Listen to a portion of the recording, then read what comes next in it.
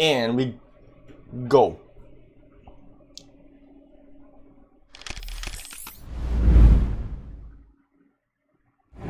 Guys, welcome to Bitcoin Daily, 9 a.m. Central European time. Welcome to Bitcoin. I actually forgot how to do this, guys. Intro. Welcome to Bitcoin Daily, 9 a.m. Central European time. On the dollar, we do the show every day, Monday to Friday, because we gotta know what's happening in Bitcoin, altcoins, and everything else. And unfortunately, I'm still on summertime, so it's 1 hour later than usual. But during the week, I'll try to fix that, guys.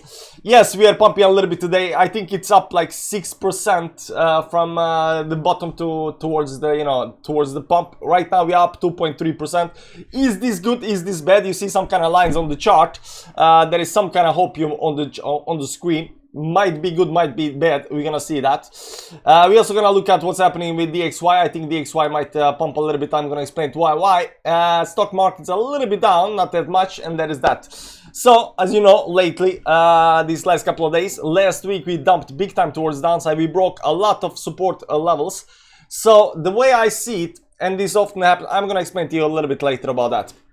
First thing first, who is in the chat, guys? Who is in the chat? Tired likes W, Jutro, how you doing? Linda, good morning, what's up? JA made 7,300 gains on Crow today, 12 million USD gains.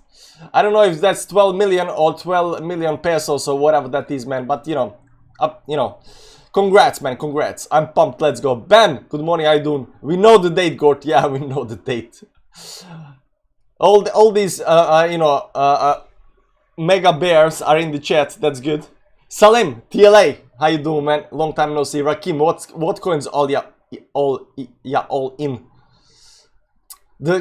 the coins that are dumping, all the coins that are, that's what I mean. I'm watching and drinking because Bitcoin is pumping. It is pumped a little bit. If you look at the small time frames up here, it's a nice pump, but not very convincing just yet. Not very convincing just yet. Have you had six-pack abs anytime in your lifetime till now? Nah, not really. When I was like 20 years old, I was so skinny, I'm 184 and I was weighing like 60 kilos, 64 kilos or something like that. I was underweight, but you could see my abs, back then. But beside that, nah, never had six packs. Buy everything, buy all the coins before they are sold out. Hello, watch out, spring incoming. Yeah, we're gonna talk about, if this is a spring, it's a weekly spring, so we're gonna talk about that and how this can actually play out. But we gotta be a little bit on the realistic side as well, and I say that this can also, continue dumping on the downside. So we're gonna check, both scenarios. Yo, Net Spurs, what's up? Crow not looking good. Hope nobody has funds on exchange. Crow not looking good. Crow is actually pumping, somebody said. But yeah, we can check out Crow as well and talk a little bit about the exchange and stuff like that. Capitulation is only beginning, don't rush. Have I got a new bottom to pick roasted? Capitulation will be. Yeah, a lot of people are saying that this is capitulation that's happening. Like we said previously that this over here was capitulation, but people are saying right now that this is capitulation. So where the real capitulation is, that is only thing that we will be able to say with certainty one time in the future, maybe in a couple of years or something like that. But right now we are still looking where that might be. Appreciate the dedication, bro. It's still there, but Salim, wow, a whole 70,000 lower. Holy moly, you're really good at this crypto game. Yeah, but 17,000 is still a lot when you are very low. Like 17,000, 1,700 down from 2,000 is a lot. 1,700 down from 100k is not a lot. It all depends on what price we are in. So Jutro Stanko, how you doing, man? Cross skating on thin ice. What's up, TLA? What's up, Salim? Thanks, but did I miss Mladen? There is Mladen. I forgot to say Mladen. Mladen, how you doing, man? Ooh, we got a big donation, 99 bucks. Alex is broke. I dare you to go out super chat me. Broke balding Alex owns nothing. Thanks for the night. I don't get it. Alex is broke. Who is Alex? Balding Alex owns nothing. I don't get it. Who is Alex?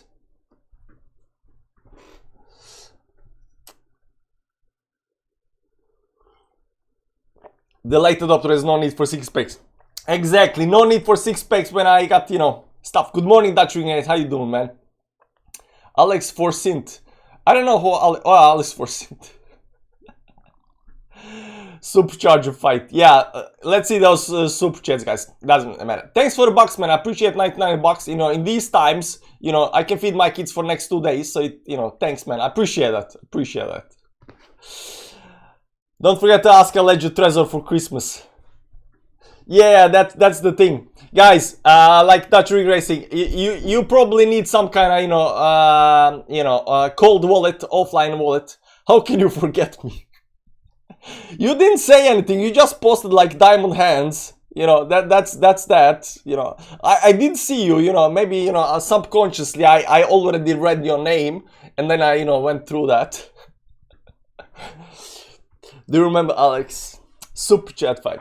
Thanks for the bucks, man. I appreciate it. Big donor. Salim likes the moon. Salim, you know, say hello to the wife. You guys want to see Salim? I got a picture of Salim's wife. There we go. Moon. Okay, guys, let's talk a little bit about what's happening in Bitcoin right now. As you know, lately, we've been dumping. We've been dumping big time. Let me just see these lines up here on the small time frames up here. I had some, you know, a couple of lines up here drawn. We dumped really nice up here, this move down to the support levels. Now the question is whether this support levels is actually gonna hold and bounce back up here. So this I was actually looking at some kind of, you know, there was, you know, triangles up here, something like this. I actually drew it something like this. Now we can actually, because Mladen was actually drawing a line a little bit differently, and I said, you know, I don't like that line because it's too steep. I think his line was something like this. So this is Mladen's line, I think. Mladen, you can correct me if I'm wrong. But I didn't not like this line that much. I think it's too steep, or it was too steep. I think he even maybe put it something like this up here at the top. I mean, it is nice line. It did break some kind of trend, but I don't think this is the correct line. And then you know, the bottom line, you can have drawn something like this, and it went down. You know, you can make something like this, and then we are back up again. You know, there is different way how you could draw this line, but you know, I like. I think I like this line up here, and the upper line when it comes to, you know, when it comes to triangles, I was enjoying this one up here. I think it's something like this over here, and this is my triangle, and I had this triangle for a little while. I think it was actually up here as well. Maybe I could be wrong. I could be wrong, so I'm a little bit unsure where the triangle was. I'm a little bit unsure whether the triangle was all the way down there. I might have adjusted down there, but you know, this could as well be a very nice triangle up here, something like this. So you can see we actually went out of the triangle towards the downside. Right now we pump, but we are pumping, at least when it comes to my lines, to the resistance. So it was a huge pump towards the upside up here, you know, from all the way from the bottom towards the top. This was a, you know, 7% pump, which is quite big for Bitcoin, and it went from -5% to, you know, to up to being up, you know, something like, you know, +2% right now, -4, -5% to be up 2%, something like that. But we pumped towards the resistance, and not only did we pump towards the resistance, we did not break the resistance on the pump. So maybe it's gonna consolidate up here. I mean, this is hoping right now consolidate and then break towards the upside, but I still need you know, these moves to break certain levels to become a little bit more bullish than right now. So if we pop the moving averages up here on the chart, this on 1 hour, let's go to 4-hourly time frame. What you're gonna see here on the 4-hourly time frame, also this is bothering me that on the 4-hourly time frame we did not break the 20 moving average. Yes, we are above the 10 moving average, which is very nice. We like that, but you know, you can see that this 20 moving average up here is actually, you know, resisting us all the way through, and even right now. So resistance. So it is, we are, even though it was nice pump towards the upside, we are not above the levels that we should be above it, you know, to have a, you know, a good time. And I think we need to get above, you know, something like 17.6, 17.9. I think we gotta get above this level to be a little bit more bullish than we are right now, and we are not quite there yet, you know. So still a little bit bearish short term up here, because I need this pump to be a little bit better pump than it was. But this was a very nice, you know, what are you gonna say?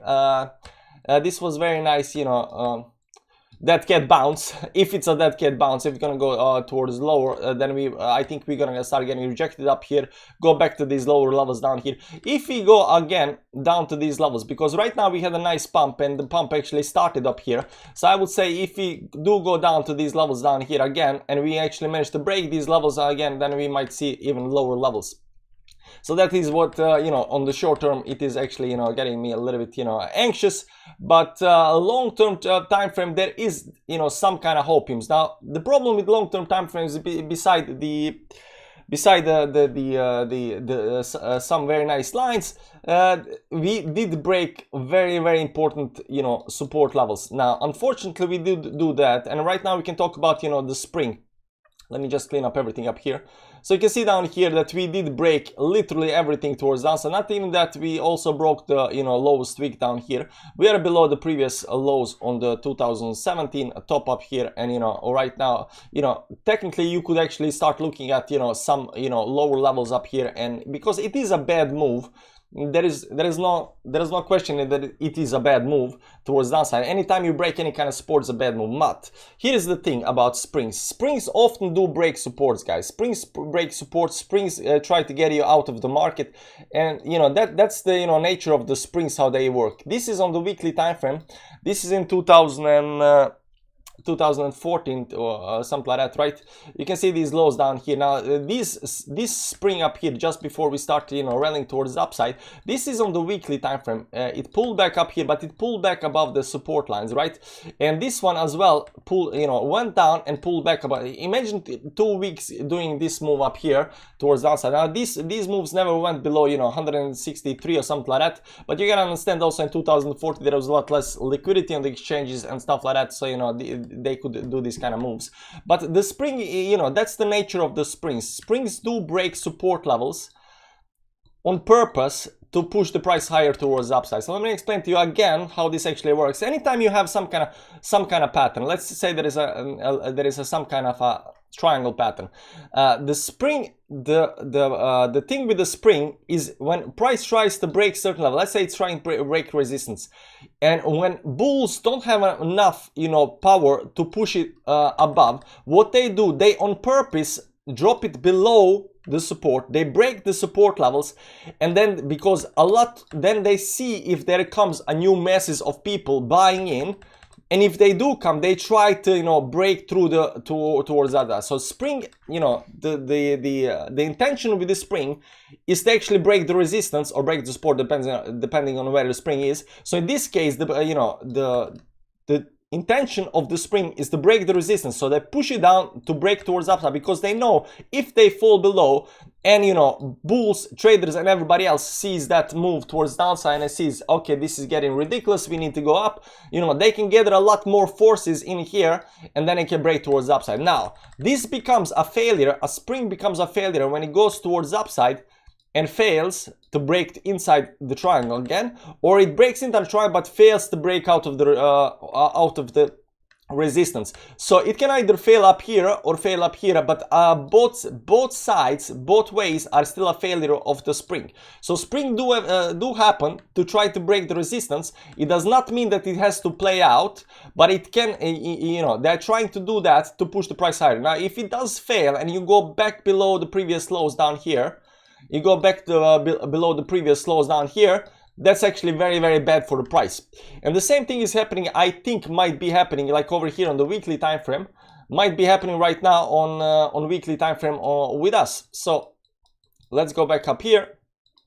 So what are we seeing here up here now? There could be some kind of, you know, pattern up here. That doesn't matter how you draw the pattern. Let's just draw it like this for purpose. So we broke certain levels, we broke certain support levels, we went down, you know, there is trend lines that have been broken.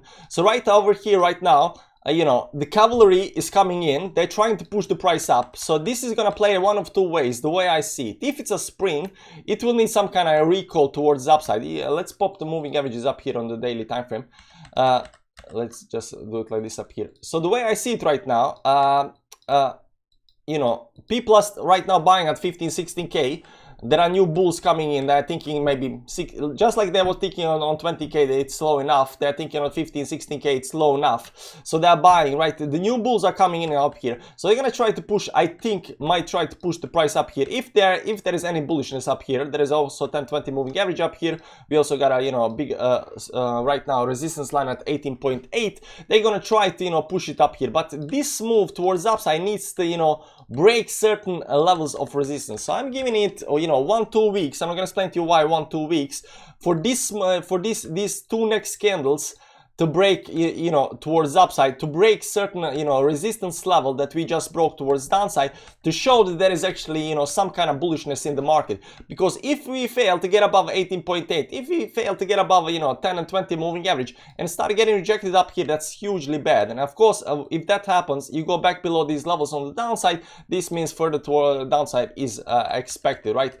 But the failure is actually where, you know, people are gonna start shorting big time. So if we do a rally right now up, all the bears that are right now in the chat and everywhere else, they will be shorting at these important levels of resistance, whether that's a trend line or a horizontal line or some kind of moving average, they will be shorting these levels. So it all depends whether the bulls or the bears are actually more bullish or have more power to push through. So if bulls have more power to push through, they will, you know, get all the shorters liquidated and wrecked. And if the shorters are, you know, able to hold the resistance level, they will be able to push the price back below towards the downside. And then it comes, you know, are the bulls or the bears, you know, stronger and stuff like that, right? So right now, this spring up here that's happening, I'm saying I'm gonna give it, you know, 1-2 weeks. And why is this important? Now, the reason it's 1-2 weeks is because it doesn't matter what kind of chart pattern you have, anytime you break any kind of support, you will see oftentimes price, you know, just come straight back up again, right? That's the same thing as, you know,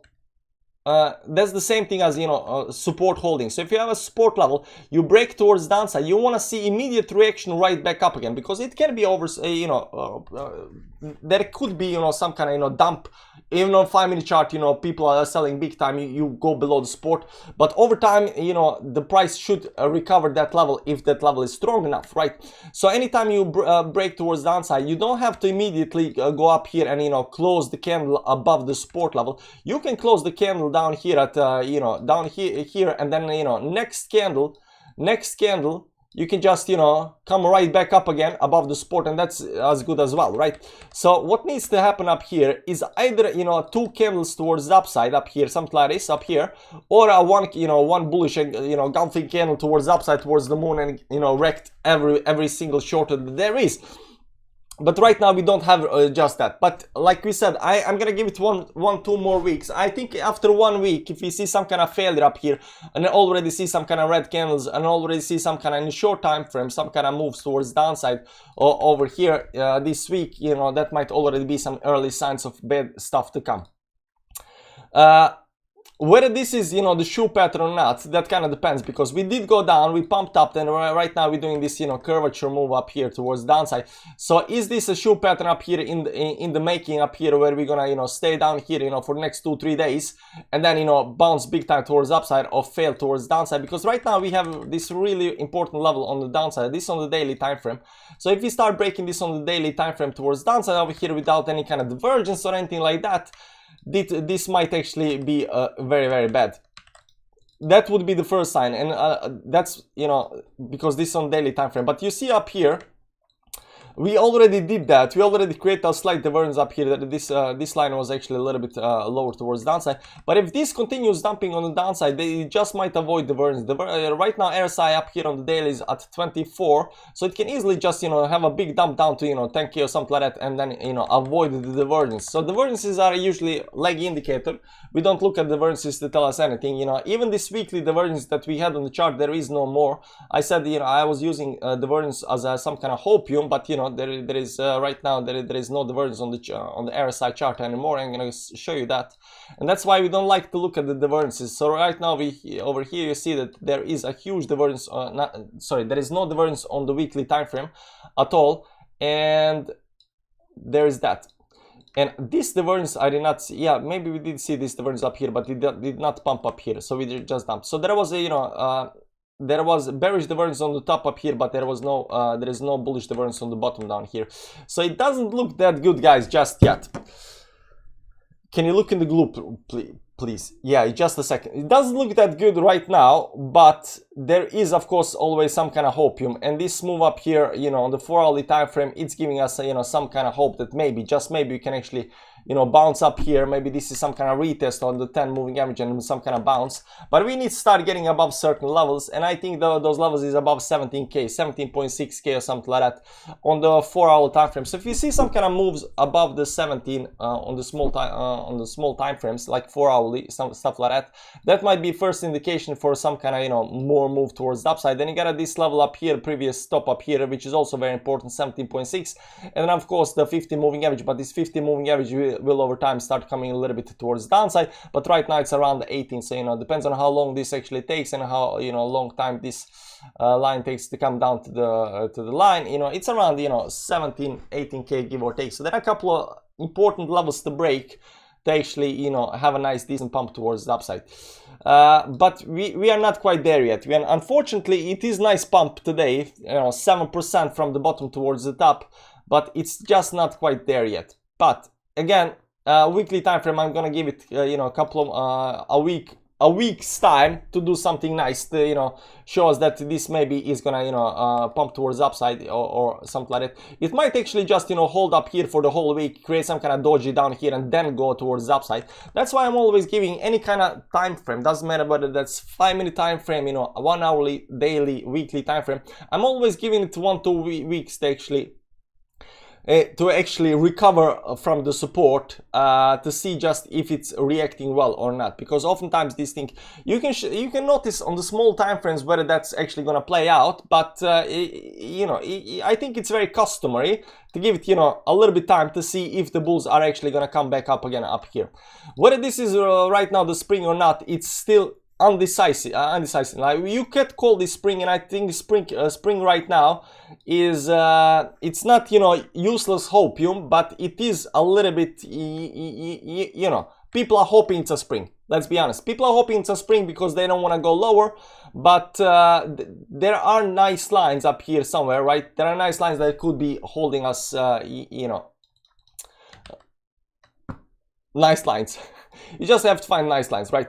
There are nice lines that are holding us towards the upside, but I don't know, guys. I don't know. We did break everything towards the downside. That's the big problem up here. So there was this range up here that I didn't want to break towards downside, and I thought if this goes towards downside, it will be a spring, but it will be on the daily time frame or something like that. Now we did not have the daily time frame spring, so when this started going towards downside, even after this second candle up here, so when it started pumping up here again towards the upside, I was hoping that this the spring was already played on the daily time frame, that we are just gonna, you know, bounce right back up again. But you can see here we came up here towards some kind of resistance up here on the daily time frame. Where is it? Yeah, this is the lowest level. This is the lowest level down here. So you can see up here we, you know, just bounced up here because we are overextended towards downside. We just bounced up to the resistance, and right now slowly pushing down again, right? Slowly pushing down again, but we are still, you know, pushing down, but not even close to the 10 moving average up here. So it's a little bit, you know, bearish right now. So we're gonna see if this shoe pattern up here plays out or not. But it's not daily. It's not daily spring. If it's a spring, it's on a weekly time frame, but a little bit undecisive right now. Majority of people don't want lower. Why? Because most people are broke at this point. Lower price inevitable. But nonetheless, how you doing, man? Okay, let's check the group. What is Milan saying? What do you think about this TLA? Oh, that's nice. I'm not gonna always find some kind of hopium. This is on daily time frame, on the RSI.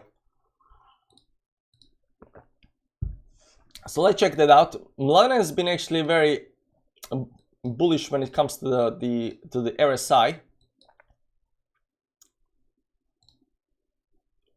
So this one and this one, I mean, it depends on how you draw it. I don't know how you actually drew it up here. Let me see up here.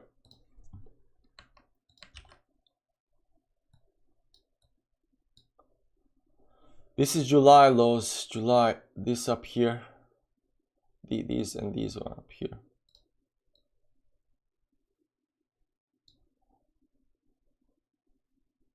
This on Qcoin. On Qcoin it's not actually like that, but it is very low though. It is very low. On the daily time frame it is very low. But if you look on Qcoin, it's probably some kind of line down here.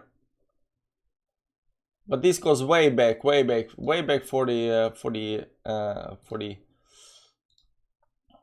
because the daily time frame is you know, it's shorter time frame, but you know, it does, I don't know if you're gonna pull the lines all the way from, you know, to 2020, you know, 2 years back on the daily time frame, but we can do a little bit higher time frame up here. The only thing I see like up here, you know, this trend up here that actually broke. So there is that. Maybe there is some kind of, you know, line up here when it comes to RSI that's being broken up here. Something like this, right? Maybe it's a retest on the line. So this looks like, you know, it actually got rejected up here at the top, and right now it's falling back below the, you know, support levels up here. But this is third top, you know, depends on which kind of top you're using. Use this one top, then, you know, it retested up here right now, second retest. Now, I'm not really a fan of drawing on the RSI. I do look for any kind of hopium when I can get on the RSI, but, you know, I'm not really a fan of that. The other thing that we are actually looking at was this MACD, right? The MACD, right now the MACD is actually, in fact, turning towards downside down here. The question is, but it's still very low. It's still very, very low, you know, relatively very low. So whether it's gonna do this move up here, or it's gonna, you know, do another big dump down here towards downside, I don't know. But the momentum has been, you know, weakening over time. The momentum has definitely been weakening over time ever since this top up here, right? Ever since this top up here, you can see up here, the momentum has been weakening. The momentum has been weakening over time. And we don't have any increase in momentum. So what the thing when we're reading the MACD right now, we have gone below zero line down here, right? So over here, actually over here we went below zero line, but we managed to instantly recover. But over here we went below zero line, and right now we have been big time towards downside. Now the momentum towards downside, right? The momentum towards downside is weakening. This, you know, you can also say the momentum towards upside is weakening, but that's normal because we're going to downside. But this down movement up here is weakening. Are we going to get another one of these, you know, moves down here before we actually, you know, break this triangle of the momentum or not? That's kind of, you know, you know, needs to be seen. But it is a little bit hard to say just right now that this needs to go towards, you know, some kind of 10K or something like that. I still don't believe in 10K, but, you know, I didn't believe in 15K either, guys. I gotta be honest with you, I did not believe in 15K.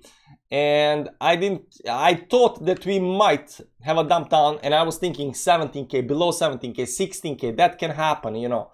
But 15K, that I think that's very low. I think that's very low. And however I, you know, turn it around and twist it around, it is still bleeding towards downside. It's still in a downtrend. And the, you know, the momentum on the MACD is still not broken. So it is, you know, it's not very helpful right now to say whether this is, it's still in, you know, technically some kind of you know, divergence up here when it comes to lines, but it's not, you know, anything bullish. So this MACD is actually gonna be bullish once it crosses the zero line up here. So there is zero line up here, and once this MACD crosses the zero line towards the upside, that's when we become super bullish. You know, with confirmation. You can see that down here. Let's go to another chart up here.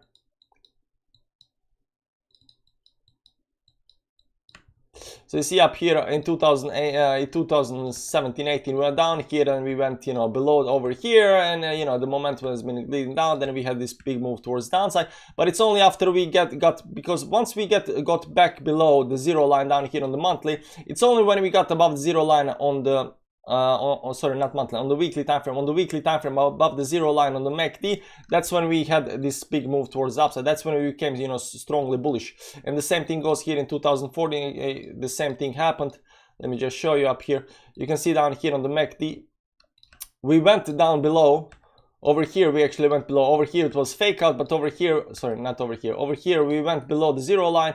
We stuck below zero line, and the entire move up here was this, you know, moving towards the upside. And it's only up here after we actually broke towards the upside we became super bullish. Up here we came to the, you know, some kind of you know, some kind of resistance, pulled back, had this nice, what are you gonna call it, this fake out towards downside, and then explode towards the upside.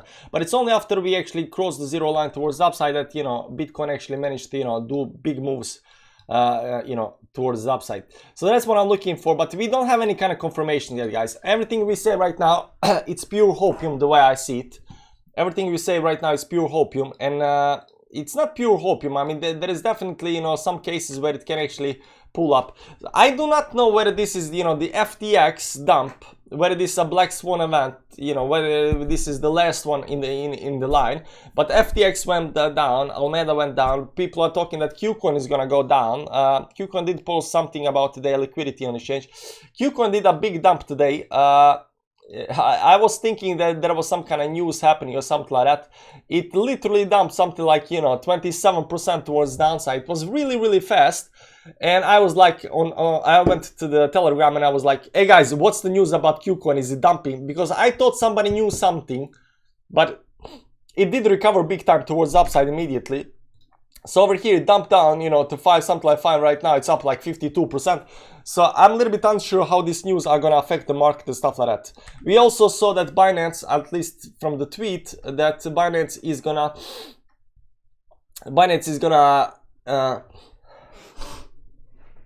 sorry about that. Binance is gonna start a fund to, you know, help other, you know, players in the game avoid these kind of problems in the future. So, you know, that's also bullish a little bit. Is the crisis over when it comes to exchanges? FTX went down, unfortunately. There is probably gonna always be something that goes down, something that's get hacked. We do hope that Tether doesn't, you know, get wrecked, because that will definitely get us back down under 10K. So, you know, there is that. But, you know, if Qcoin is gonna go down, if, you know, Coinbase is gonna down, Binance is gonna down, Bybit is gonna down, who's gonna go down as Crow? I don't know, guys. Like they always say, not your keys, not your coins, but I also say oftentimes that, you know, exchanges sometimes might be more secure than your wallets, because a lot of people have, you know, online wallets, and they're not secure at all, right? The only kind of security, if you want a 100% security, is some kind of cold storage, offline wallet, Trezor, something like that. You know, that's the only thing that's keep you secure. I keep my money on exchanges, but I don't use one exchange to keep all my money. You know, I use 3-4 exchanges to, you know, spread my money all over the place. And I'm not using BitJet or, you know, FTX or any kind of newcomer in this space. You know, it's big guys like, you know, Coinbase, you know, Binance, stuff like that, right? And it's not like they cannot go under. Of course they can go under. Everything goes under. You know, stuff can happen, definitely, right? But the way I see it, you know, it's a lot easier to hack my PC.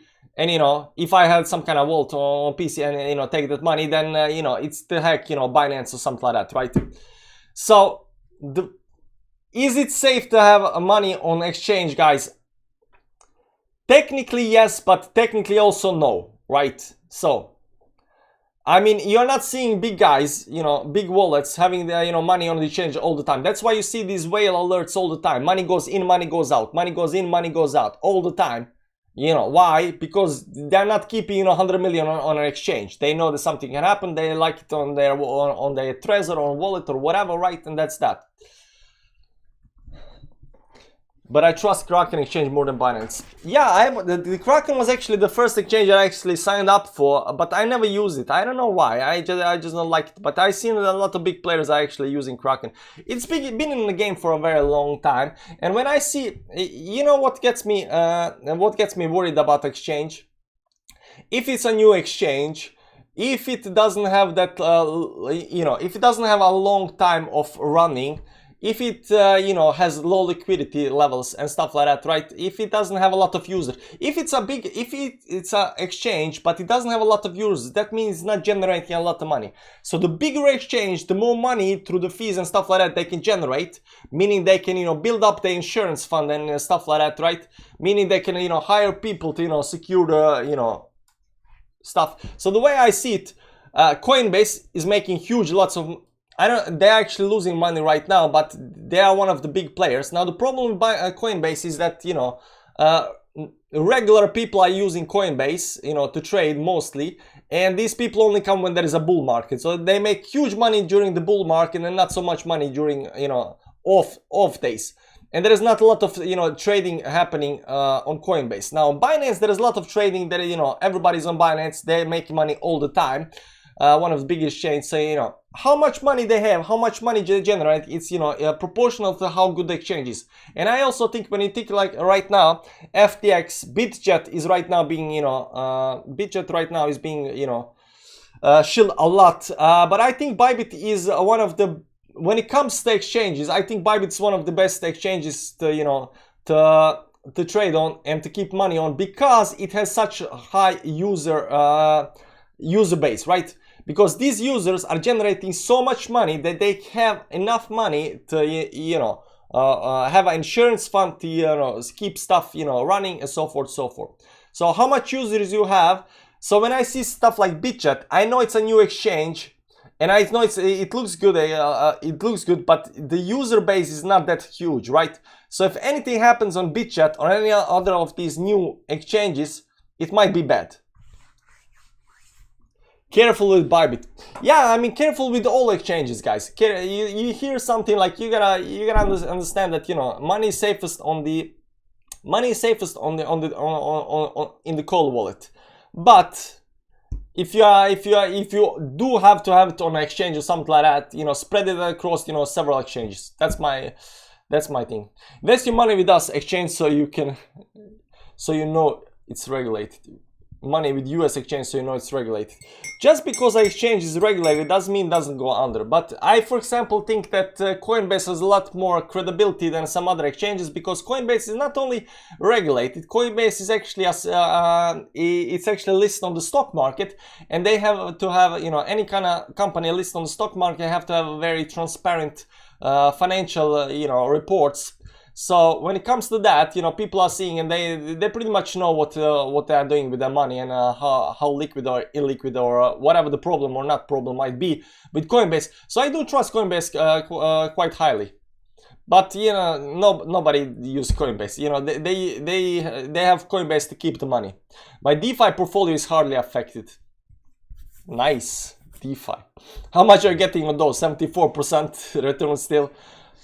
It's so easy to use. Cardano holder sleeping well.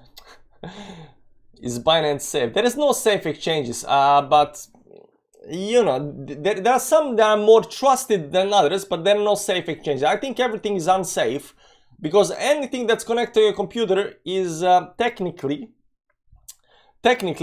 hackable, and anything that's connected to the internet is hackable. Now, the problem with crypto is there is huge incentive to hack these exchanges, to hack these projects, because there's so much money involved, right? Nobody's hacking some kind of company, you know, up there to, you know, destroy their hardware, you know, do some shady stuff. You know, nobody's doing. I mean, there are hacks going on, and there are, of course, incentives for that, but incentive for stealing money is so much higher than anything else, right? And there is a lot of money that's directly connected to the internet, crypto. So any kind of hacker that's in for, you know, to making money is going into crypto to, you know, he's not going to try to hack some kind of bank or some kind of company and getting their money or something. They don't care, because it's so easy to hack crypto.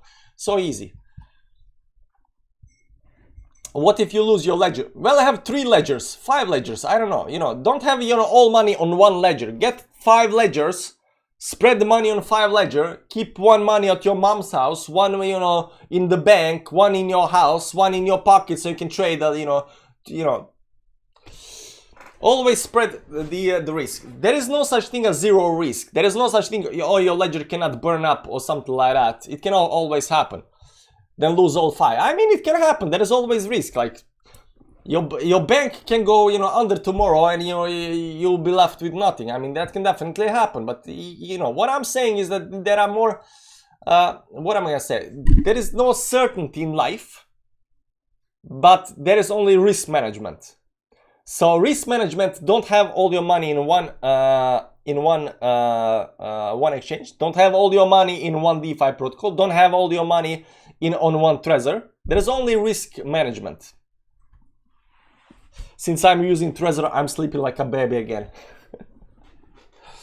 Yeah, I got actually quite scared last time. I didn't get quite scared, but I did get a little bit, you know, scared when it came to Tether FUD. And this was when Luna was dumping down, so I actually got affected by the FUD. I had, like, you know, some money in Tether still, So what did I do? I changed my tether to euros. I heard monthly RSI has never been this low. Yeah, monthly RSI has never been this low. So you might say we are at the lowest point ever and stuff like that, and use this as the hopium. Now, unfortunately, the problem with saying stuff like that is that it doesn't always work in your favor. We still got this monthly crossover towards downside, which is very bad, but it's already, you know, losing momentum. So it might be one of these fake outs, which I actually think it's gonna be, but it's still not actually confirmed or anything like that. So monthly, and it can still go toward lower levels. This is not RSI. Up here is RSI. Yeah, a monthly RSI has never been lower. Right now, monthly RSI is at 40 levels.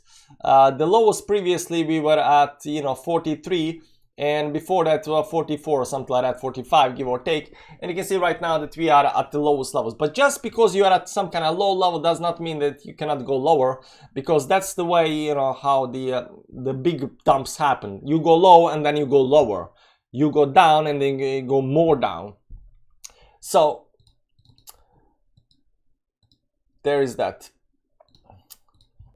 I don't think there is any kind of secure exchange, but I do trust some exchanges more than others. Now, I have been shilling, as you know, Qcoin exchange, 20% fees, you know, stuff like that. And I'm still gonna do, you know, shill the exchange.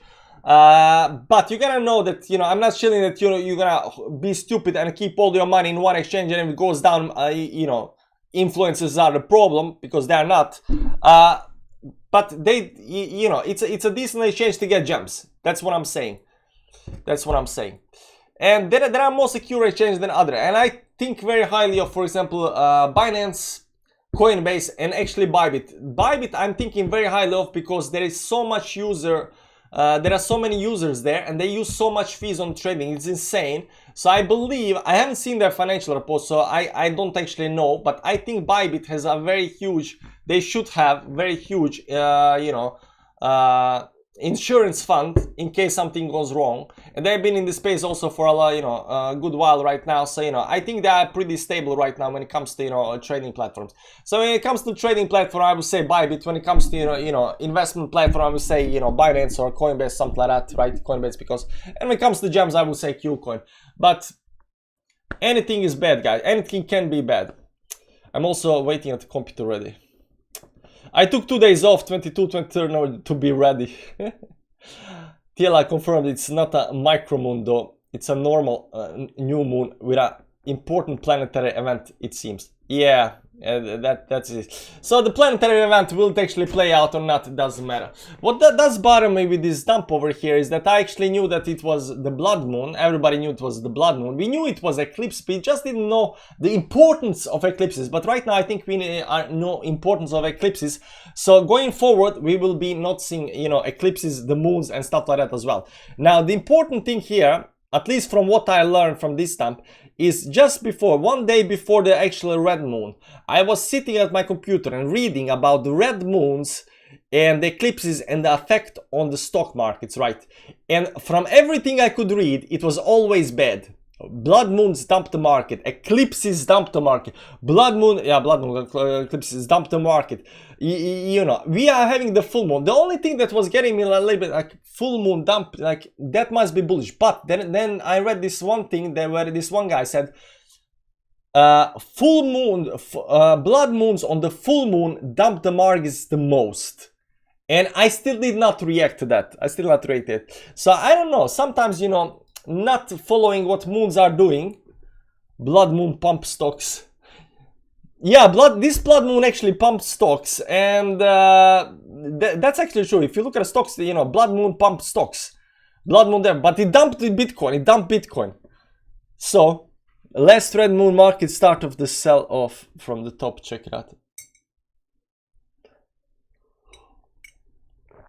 24. I don't know. I'm looking at, you know, 22, 11, 22 because it's a nice round date, or 11, 22, 22 for your, you know, US speaking audience. Because nice round date, but we got the planetary, you know, alignment. So, you know, what's gonna happen there? This, you know, the planetary alignment is so rare that, you know, and you cannot see it. It's not very affecting, you know, emotions, but it might be something, somebody does something with that. So, you know, there is that. 56 minutes. And that's that, guys. I mean, will this, if you look at it like this over here, I still don't think we actually broke it.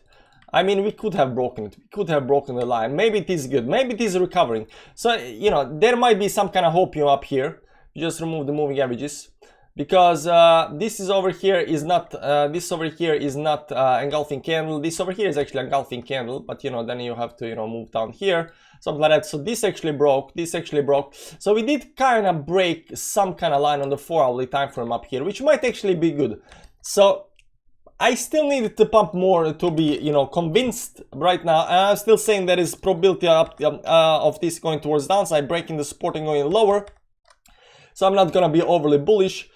We still don't have any kind of, you know, big macro, you know, indications that we are huge bullish. You saw that MACD on the monthly, on the monthly is still not confirmed yet. It's still, you know, just, you know, tipping over. Weekly is still not confirmed, and so forth, so forth. The weekly RSI is still, you know, going down to some kind of crazy levels on the downside. It could be the bottom every time, but, you know, we got it wrong last time. So, you know, I'm gonna be a little bit more careful right now when I, you know, call for bottom and stuff like that, because I did, in all honesty, I did not think that we are gonna go down here and, you know, continue down. I did know that we might have a spring towards the downside. I did know that we might have a spring towards downside where we fake up, you know, fake out people and right back up again. But I thought that it was gonna come on the daily time frame. I did not think that it might be on the weekly. Now the problem if this, you know, spring doesn't play out, if this spring, you know, gets rejected up here and goes lower towards downside, that's gonna be a problem, because then I really don't know where the bottom is. I really don't know, you know, how long this is gonna take. Then you know, it kind of messes up everything, you know, that we have been looking for, you know, past 3-4 months up here. So if this doesn't recover on the spring up here, we're gonna be, you know, look for new bottom. I don't think we're gonna look for new bottom right now, but, you know, we're gonna look for where the new bottom might actually be afterward, you know, later up here. You see also this line up here, over here, something. Oh, this line is actually nice. I did not even see this. Okay, so something like this, give or take. Okay, something like this. Maybe let's put it all the way up there. There we go. Maybe it's trying to do something like this. Let's put up here for more hopium. Something like this. So there was this line up here, right over here. You can see up here, right back below the line. A reject up here, right now going down here. So if we start again, we need to get above these levels up here. Of course, we need to get above these levels, back above the line up here, because this looks like over here like we broke the line. We're looking good, and then we dumped down back below the line. So, you know, the question up here right now: can we recover back above the line?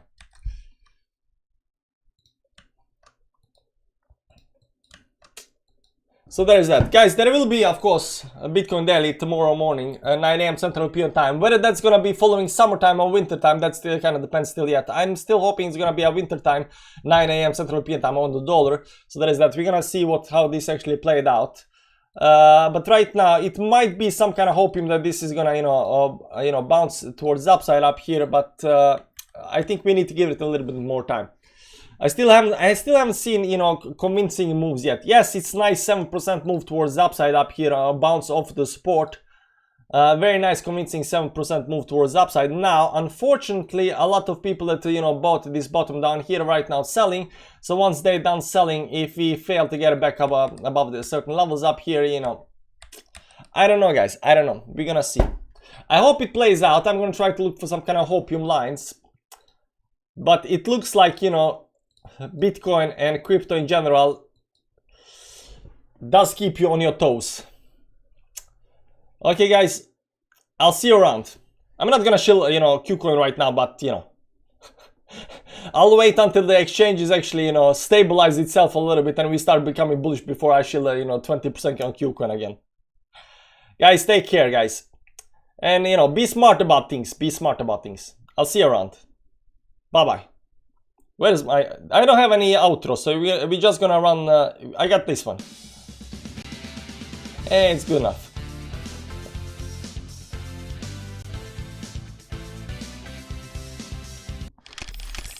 Bye-bye.